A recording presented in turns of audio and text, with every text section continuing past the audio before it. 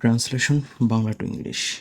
তো এই ট্রান্সলেশনের বাংলা টু ইংলিশে আমরা মোটামুটি 10টা নোট বা 10টা স্টেপের মাধ্যমে ট্রান্সলেশন করা শিখব। ওকে, তো আজকে আমরা আলোচনা করব নোট অন। আমরা লিখি নোট অন। এই নোট অনে আসলে প্রাথমিক কথাবার্তা ট্রান্সলেশন রিলেটেড কথাবার্তা বলবো, বেশি কিছু না। যেমন বিষয়টা হচ্ছে আমাদের তো প্যাসেজ ট্রান্সলেশন হিসেবেও থাকতে পারে, বা কখনো কখনো পয়েন্ট আকারে বাংলা অনুবাদ দেওয়া থাকে, সেখান থেকে আমাদের ইংরেজিতে অনুবাদ করার কথাও বলতে পারে।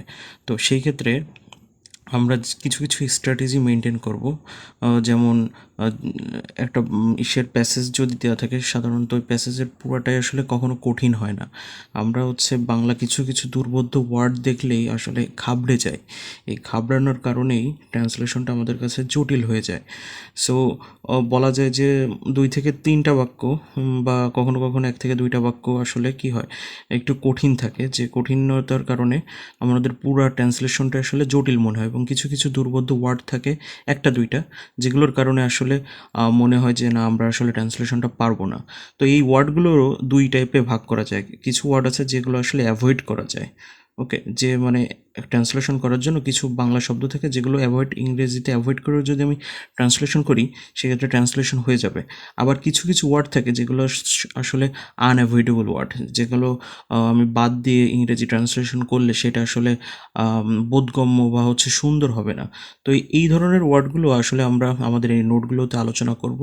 মানে নেক্সট যে 10টা নোট আমরা করব ক্লাসের মাধ্যমে, সেগুলোতে ধারাবাহিকভাবে করলে ইনশাল্লাহ ক্লিয়ার হয়ে যাবে। এবং কিছু কিছু সময় বাংলা স্ট্রাকচার অনেক বড় বড় একটা বাক্য থাকে, 2 লাইন 3 লাইন এরকম বাক্য থাকে। সেই সব লাইনে আমরা কি করব, স্ট্রাকচারটা ভেঙে রাখতে পারি।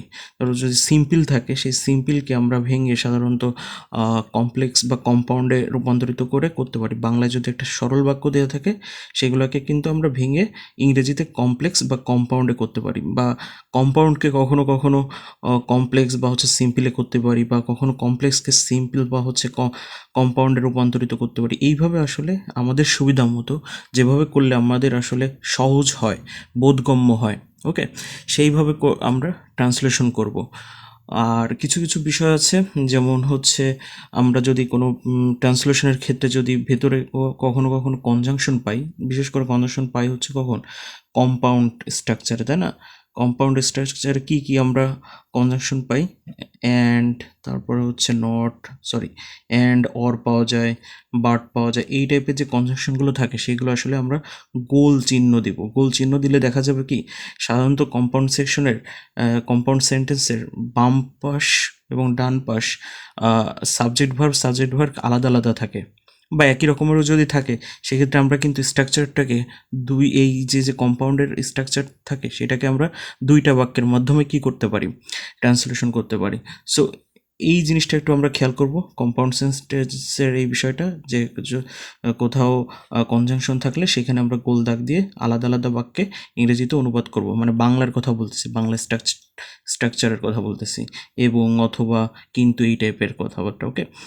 আবার কিছু কিছু জিনিস আছে যেগুলো আমার অনেকগুলো ফ্রেজ, একটা বাক্যে অনেকগুলো ফ্রেজ যদি থাকে, সেই ক্ষেত্রে সেই ফ্রেজগুলোকে আমরা যদি একসাথে লেখা যায়, এমন কতগুলো ফ্রেজকে যদি আন্ডারলাইন করে আমরা চিহ্নিত করে বাংলা থেকে ইংরেজিতে ট্রান্সলেশন করি, সেক্ষেত্রে আমাদের ট্রান্সলেশনটা সহজ হয়ে যাবে।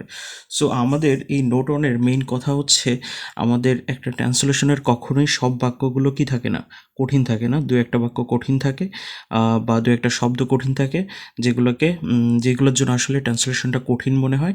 এবং শব্দের ভিতরে আমরা দেখলাম অ্যাভয়েডেবল এবং আনঅ্যাভয়েডেবল 2টা শব্দ, যেটা আসলে আমরা ট্রান্সলেশন করার মধ্যেই শিখে যাব যে কোনগুলো অ্যাভয়েড করলেও আমরা ট্রান্সলেশন করলে কোনো সমস্যা হবে না। এবং আরেকটা জিনিস শিখলাম, সেটা বাক্যের স্ট্রাকচার। বাংলা বাক্যের সিম্পল স্ট্রাকচারটাকে আমরা ভেঙে কমপ্লেক্স কম্পাউন্ডে করতে পারি, বা কখনো কখনো ওই কমপ্লেক্স কম্পাউন্ড বাক্যকে সিম্পলে কনভার্ট করে করতে পারি, এই একটা বিষয়। আর একটা বিষয় কি, কম্পাউন্ড বাক্যের বা জটিল বাক্য, যেটা যৌগিক বাক্য যেটাকে বলা হয়। তো যৌগিক বাক্যে বাংলা যদি অ্যান্ড মানে এবং অথবা কিন্তু এই টাইপের যদি কনজাংশন থাকে, তো ইংরেজি করার সময় আমরা কিন্তু ভেঙে ভেঙে 2টা বাক্য করেও ট্রান্সলেশন করতে পারি। আর একটা বিষয় যে ফ্রেজ যদি থাকে ইংরেজি বাক্যে, ফ্রেজ যদি সরি বাংলা বাক্যে যদি একাধিক ফ্রেজ থাকে, ওকে, বা শব্দাংশ যেটাকে আমরা যদি বলি, তো ওইগুলোকে আমরা আন্ডারলাইন করব একসঙ্গে, যেগুলো আসলে একসাথে লেখা যায় সেগুলোকে একসাথে আন্ডারলাইন করে অনুবাদ করব। তো মোটামুটি নোট অনে এই যে সিম্পল যে 5টা পয়েন্টের কথা বললাম, এগুলো মনে রাখলেই আমাদের অনুবাদ করা সহজ হয়ে যাবে। তো এটাই আসলে বেসিক আলোচনা ছিল। আমরা নেক্সট আলোচনা নোট 2 থেকেই আসলে করব, এবং ধাপে ধাপে আমরা টোটাল 10টা নোট শেখার মাধ্যমে, নোট এবং এক্সাম্পল করার মাধ্যমে আমরা আসলে অনুবাদ করাটা শিখতে পারবো খুব সহজে।